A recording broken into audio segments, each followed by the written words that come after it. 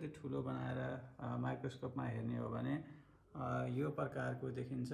एउटा हुकले स्टिङ समातिएको देखिन्छ भने अर्को हुकले भेन्ट ओपन गरेको देखिन्छ र यो बिचको सेतो भागमा हार्बो सिरिन्जबाट लिएको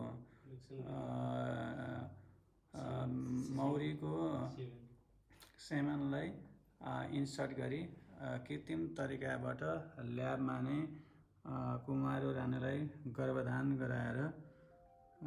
गराइन्छ।